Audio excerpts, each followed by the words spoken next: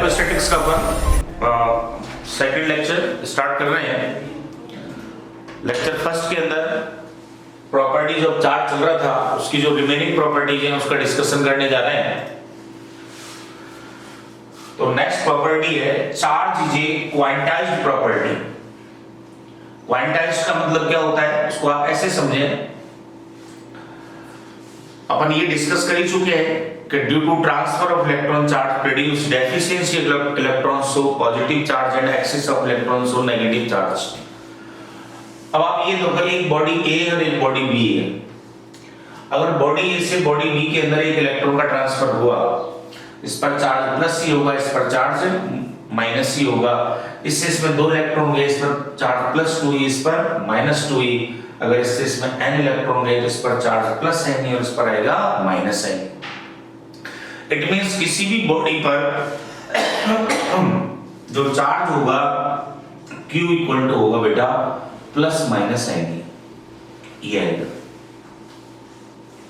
जहां n क्या होना चाहिए, इंटीजर होना चाहिए।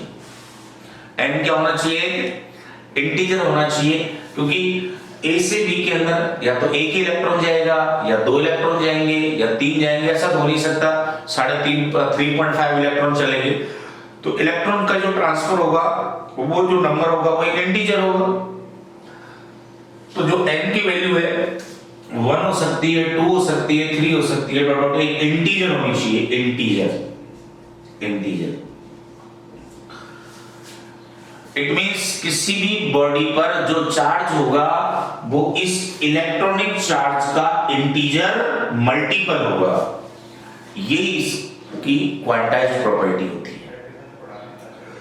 अब आता है क्वांटा ऑफ चार्ज क्या है।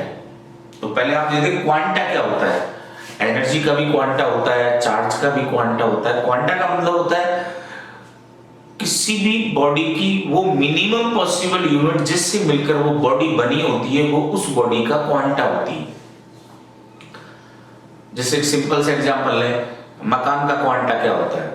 तो मकान का क्वांटा क्या है, मकान की सबसे मिनिमम पॉसिबल यूनिट क्या है, ईंट। तो मकान का क्वांटा क्या हुआ, ईंट। ऐसी एनर्जी का क्वांटा होता है फोटोन। एनर्जी फोटॉन्स का बंडल होती है।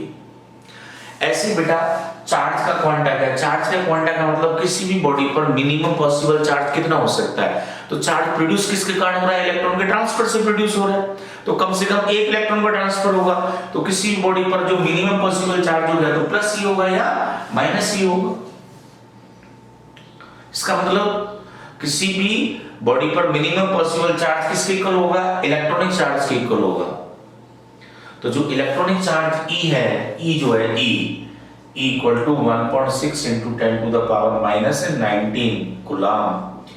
ये बेटा क्वांटा ऑफ चार्ज है। अब इसके अंदर बेसिक सी प्रॉब्लम ये बनती है, following charges are possible and following charges are not possible. तो उसके लिए अपने को काम क्या करना है, उसके लिए आपको बस जो भी चार्ज Q गिवन है ये आपको गिवन होगा। तो आपको बस n की वैल्यू निकालनी, n की वैल्यू Q by E, यानी कि Q को डिवाइड करना है किससे, 1.6 into 10 to the power minus 19 coulomb से।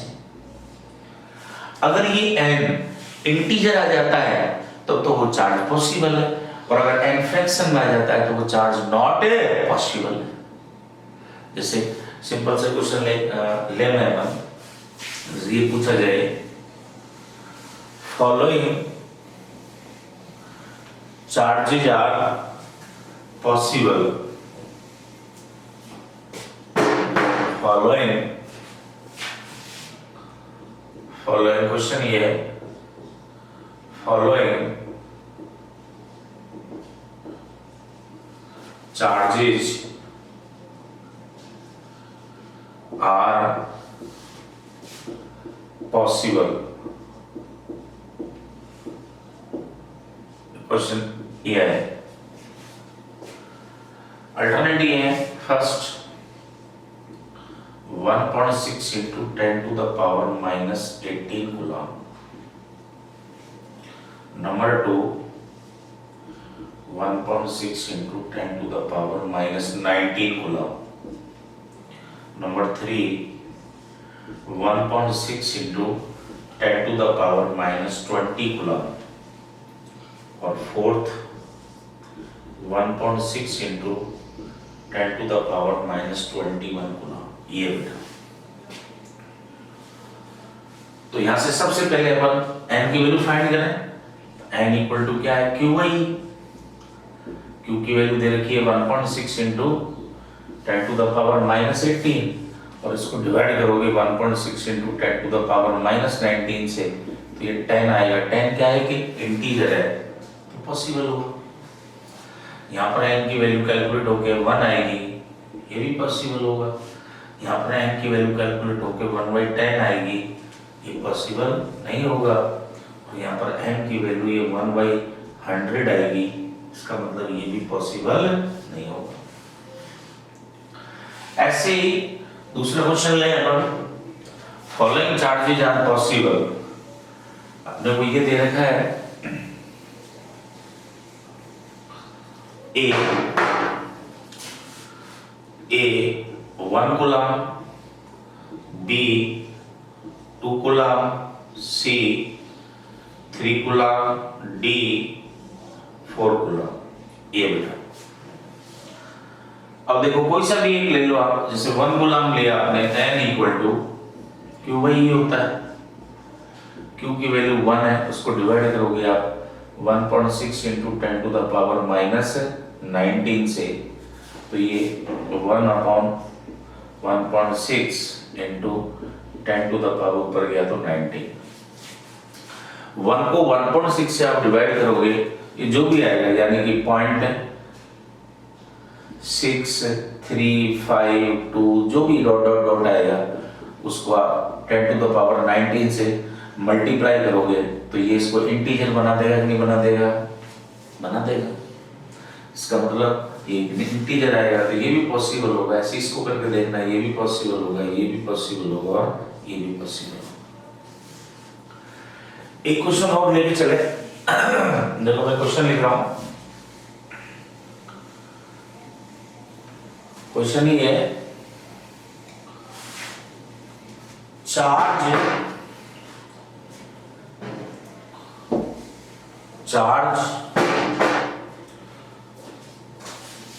क्वेश्चन बेटा ये है, charge on A copper sphere is 5 microcoulomb and mass is 1 gram.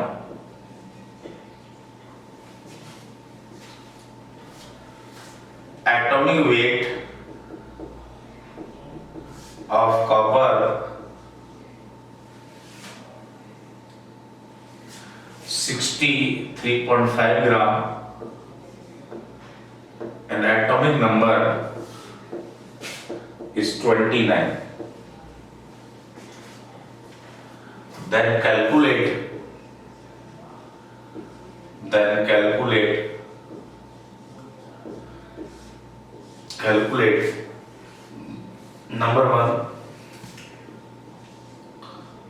number of transferred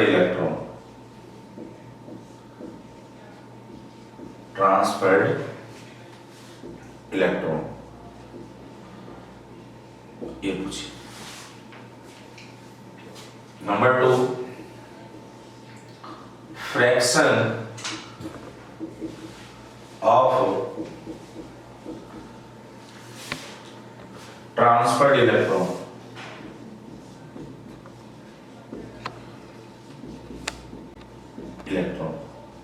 ये पूछिए। तो सबसे पहले अपन कैलकुलेट करें नंबर ऑफ ट्रांसफर्ड इलेक्ट्रॉन, कितने इलेक्ट्रॉन का ट्रांसफर हुआ।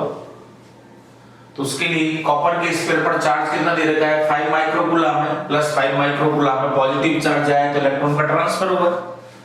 तो कितने इलेक्ट्रॉन का ट्रांसफर हुआ है, सबसे पहले number of transferred electron transferred electron n निकालना है, तो n क्या होगा q बाई,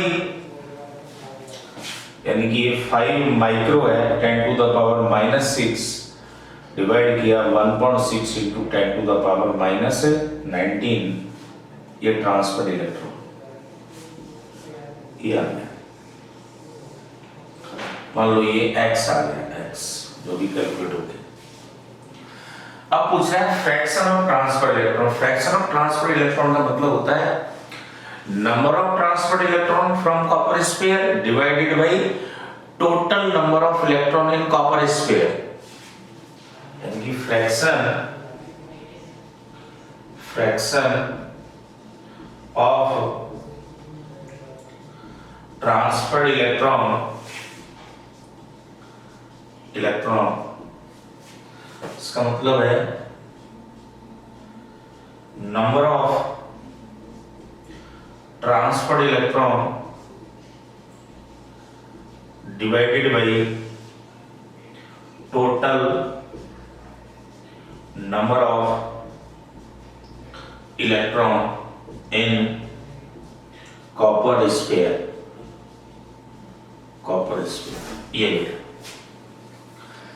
तो नंबर ऑफ ट्रांसफर्ड इलेक्ट्रॉन तो अपने कैलकुलेट कर ही लिया, अब अपने को निकालना है कॉपर के स्फीयर के अंदर टोटल नंबर ऑफ इलेक्ट्रॉन कितने हैं। तो उसके लिए देखो अपने को कॉपर का एटॉमिक वेट दे रखा है, कॉपर का एटॉमिक नंबर दे रखा है। एटॉमिक नंबर का मतलब होता है नंबर, एक एटम के अंदर नंबर ऑफ प्रोटॉन्स, और बेटा एक एटम में जितने प्रोटॉन होंगे उतने क्या होंगे उसके अंदर इलेक्ट्रॉन्स होंगे, यानी कि कॉपर के एक एटम के अंदर कितने इलेक्ट्रॉन है आपके 29 है। जब आपको ये पता चल गया कि एक एटम के अंदर 29 इलेक्ट्रॉन है, तो अपन कॉपर के स्फीयर के अंदर अगर total number of copper atom मिल जाए किसी स्फीयर के अंदर कितने कॉपर के एटम है, और जितने भी नंबर ऑफ कॉपर एटम होंगे उसको मल्टीप्लाई किससे कर देंगे अपन 29 से, क्योंकि एक एटम पर कितने इलेक्ट्रॉन है 29 है।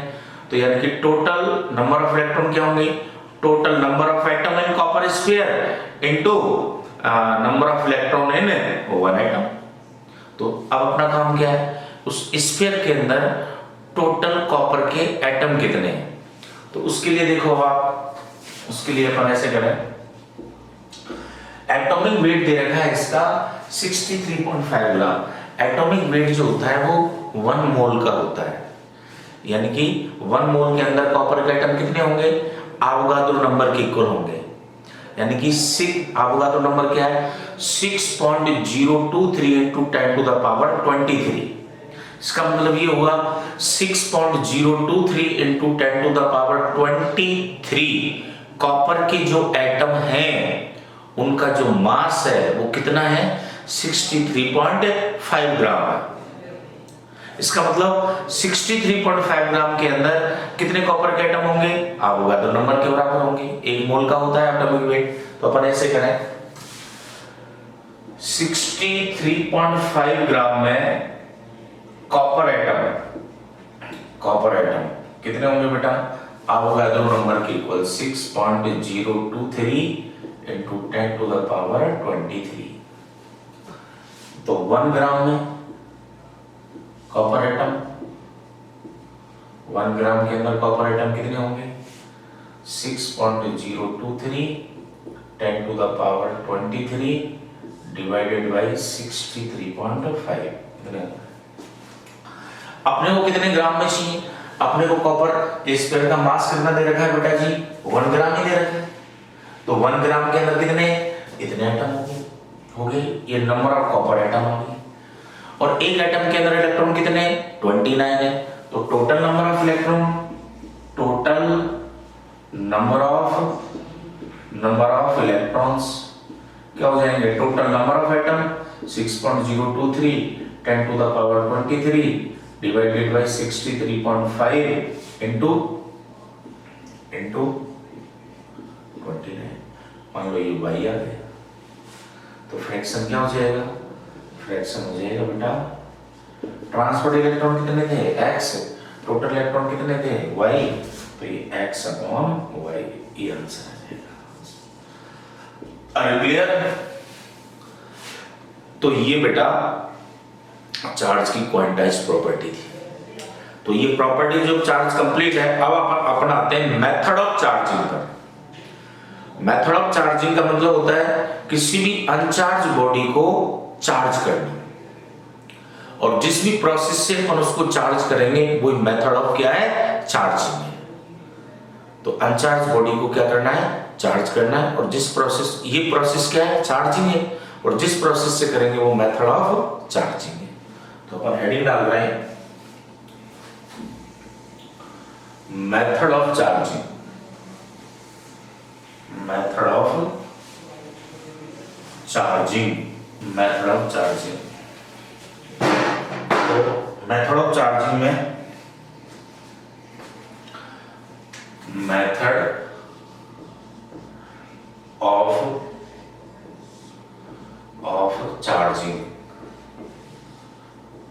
Charging, method of charging. Charging का जो फर्स्ट मेथड होता है वो है फ्रिक्शन, यानी कि चार्जिंग बाय फ्रिक्शन,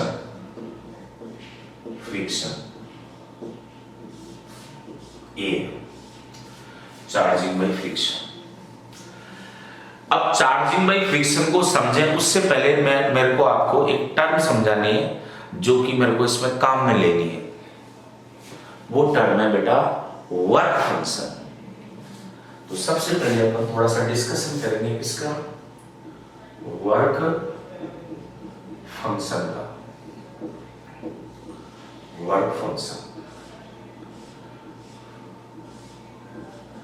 देखो ये वर्क फंक्शन क्या होता है कि कोई भी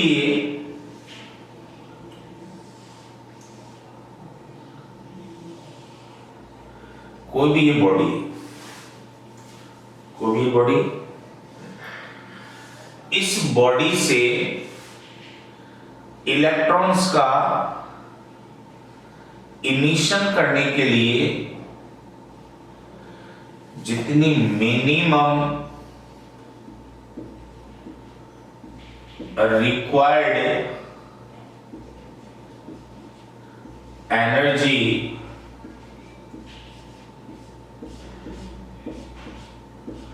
जितनी भी मिनिमम रिक्वायर्ड एनर्जी होगी वही इस बॉडी का क्या होगा, वर्क फंक्शन होगा। तो minimum required energy to emit electron from any surface is called work function of the surface. तो किसी भी सरफेस से इलेक्ट्रॉन्स का अपन इमिशन करें और उस इलेक्ट्रॉन्स के इमिशन के लिए जितनी भी मिनिमम एनर्जी की रिक्वायर्ड है वही उसका क्या होगा बेटा, वर्क फंक्शन होगा। अब आप ऐसे समझो, दो बॉडीज हैं, डिफरेंट वर्क फंक्शन की है। एक का वर्क फंक्शन कम है और एक का वर्क फंक्शन ज्यादा है। एक लो वर्क फंक्शन की है और दूसरी बॉडी हाई वर्क फंक्शन की है। ऐसे समझो। तो अब देखो क्या होगा, अगर दो बॉडीज हैं, एक लो वर्क फंक्शन की है और दूसरी हाई वर्क फंक्शन की है। एक ये बॉडी है, एक ये बॉडी है और एक ये बॉडी है।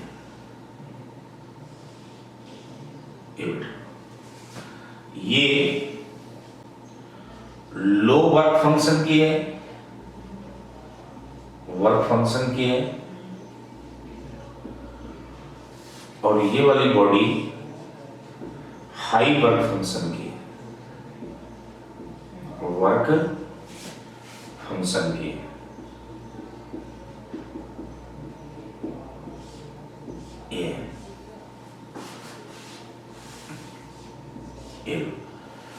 एक तो लो वर्क फंक्शन की है और दूसरी बॉडी क्या है, हाई वर्क फंक्शन की है।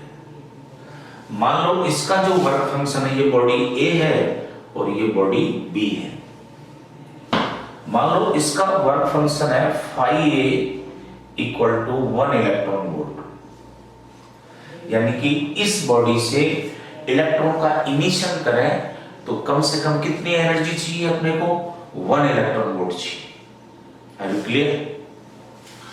और ये वाली बॉडी हाई वर्क फंक्शन की है, मान लो इसका वर्क फंक्शन जो है वो 5 इलेक्ट्रॉन वोल्ट है, 5 इलेक्ट्रॉन। यानी कि इस बॉडी से इलेक्ट्रॉन्स का अगर अपन इमिशन करें तो कितनी एनर्जी चाहिए आपको? 5 इलेक्ट्रॉन वोल्ट। इस बॉडी से इमिशन के लिए कितनी चाहिए? 1 इलेक्ट्रॉन वोल्ट। और इस बॉडी से इमिशन के लिए कितनी चाहिए आपको? 5 electron volt. Are you clear? 5 electron volt चाहिए। अब आप ऐसे सोचो, इन दोनों बॉडीज को आप आपस में रब कर रहे हो, इन दोनों बॉडीज को आपस में रब कर रहे हो, तो इन दोनों बॉडीज को आपस में रब करेंगे तो क्या होगी बेटा? हीट जनरेट होगी। और जब हीट जनरेट होगी, अगर हीट जनरेट होकर, जैसे सोचो आप, ये बॉडी और ये बॉडी, इससे बाहर निकालने के इलेक्ट्रॉन कितनी चाहिए? 1 इलेक्ट्रॉन। इससे निकालने कितनी चाहिए? 5 इलेक्ट्रॉन वोल्ट। अब इन दोनों बॉडीज को आपस में ऐसे रब करोगे, आप रब करोगे तो हीट जनरेट होगी। और जब बेटा हीट जनरेट होगी तो हीट जनरेट होते होते जैसे 1 इलेक्ट्रॉन वोल्ट पर पहुंचेगी तो इससे तो इलेक्ट्रॉन का इमिशन स्टार्ट हो जाएगा, लेकिन इससे इलेक्ट्रॉन का इमिशन स्टार्ट नहीं होगा। तो क्या हुआ? जैसे दोनों बॉडीज को रब करते गए जैसे ही लिमिट 1 इलेक्ट्रॉन वोल्ट पर पहुंची तो इस बॉडी से जो इलेक्ट्रॉन्स हैं वो इमिट होंगे और इस बॉडी के अंदर क्या होंगे बेटा जी? ट्रांसफर हो जाएंगे, ट्रांसफर। तो इस बॉडी के अंदर इलेक्ट्रॉन्स की क्या हो गई? डेफिशिएंसी। और इस बॉडी के अंदर इलेक्ट्रॉन्स किस में आ गए? एक्सिस में आ गए। इट मींस ये बॉडी क्या हो गई? Positively charge. ये वाली बॉडी क्या हो गई? Negatively charge. तो यहां से कंक्लूजन क्या है? When two different work function bodies are rubbed together, then electrons emit from low work function body and transfer in high work function body.